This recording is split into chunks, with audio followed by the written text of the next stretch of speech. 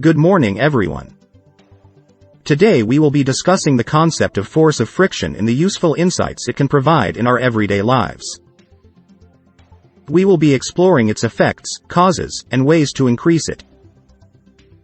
So let's begin our journey. Friction is an integral part of our lives, whether we are conscious of it or not. It is the force that acts against the motion of an object over a surface. Whenever we step outside, we are experiencing the effect of friction in some way. From the moment our feet hit the ground, we feel the force of friction. The same force that keeps us from slipping and falling is also at work in many other instances. In physics, friction is the force that operates between two objects that are in contact with one another. It resists movement, causing things to slow down. For example, when a ball rolls across the ground, it eventually stops due to friction between the ball and the ground. The same concept applies when we stop pedaling a bicycle.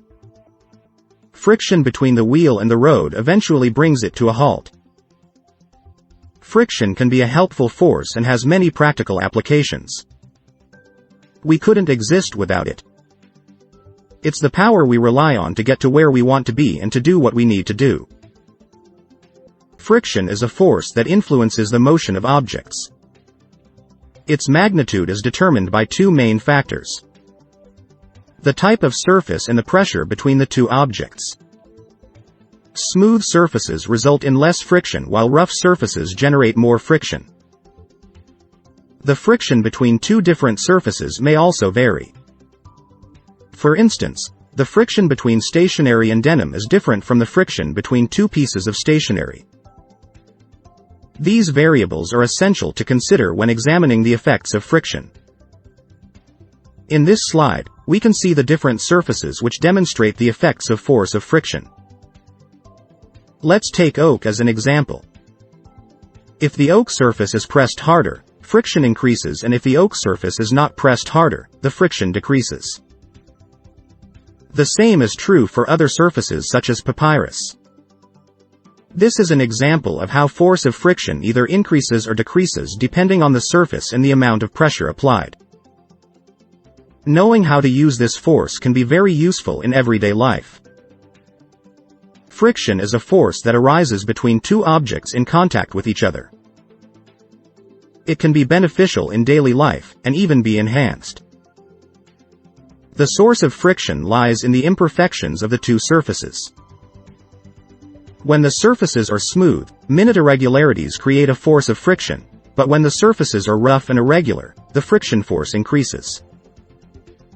Examples of this would be materials like oak and papyrus, both with larger irregularities between them, thus leading to a higher degree of friction. When it comes to friction, there are three main types: static, sliding, and rolling. Static friction occurs when an object is at rest and a force of friction is applied to it. Sliding friction happens when an object slides across a surface and the force of friction is applied.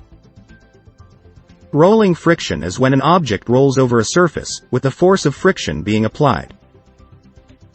Generally, sliding friction is less than static friction, and rolling friction is less than both of these. All these types of friction have a big impact on everyday life, influencing how cars and other vehicles move, and how objects interact with one another. Understanding them can give a better insight into the effects of friction and its significance in our environment. Friction can be a very useful tool in our day-to-day lives. Friction makes it possible for us to hold a tumbler, to walk on the ground, to write with a pen or pencil on paper, to write on a blackboard with chalk, for automobiles to move on roads, and for the construction of buildings. Without friction, none of these things would be possible. So, the next time you pick up a tumbler, take a step, or write on a paper, take a moment to appreciate the usefulness of friction. Friction can be beneficial in certain cases, but can cause damage in others. It can lead to wear and tear in everyday objects like soles of shoes, tires of bicycles and automobiles, steps of staircases and foot over bridges, and cutting edges of knives and razors. This not only increases maintenance costs, but it also poses a danger to people. Consequently, it is crucial to manage friction prudently when designing products. Friction is a key element to understand. It can be employed to make daily activities safer, more efficient and even more enjoyable. Shoes' soles are usually grooved to give a better hold on the ground, car tires are provided with treads to increase the grip on the road, and the brake pads of vehicles are made rough to stop the car when the brakes are applied. Even gymnasts use coarse substance on their hands to get a firmer grasp on the equipment. All of these instances are critical in offering a safer, more comfortable, and more pleasurable experience. Friction is of great importance in our daily lives. To make objects work properly, friction must be reduced. This can be done in a variety of ways, from adding lubricants like powder, oil or grease, to installing rollers or wheels, or ball bearings. We can observe these techniques in different objects. Power on a carrom board, oil or grease between moving elements of a machine, rollers in a suitcase, wheels on a car or bicycle, or ball bearings in a ceiling fan, a bike or a vehicle. All of these help reduce friction and make our lives easier. Fluid friction, the force that is exerted by liquids and gases on objects moving through them. It is affected by the speed, shape and nature of the object and the fluid. Birds, for example, have a streamlined body to reduce fluid friction when they fly, and the same goes for fish when they move through the water. Even aircrafts and spacecrafts have been designed with a streamlined body to reduce the fluid friction they experience. We can see the power of reducing fluid friction in the amazing feats these animals and machines are capable of. Thank you.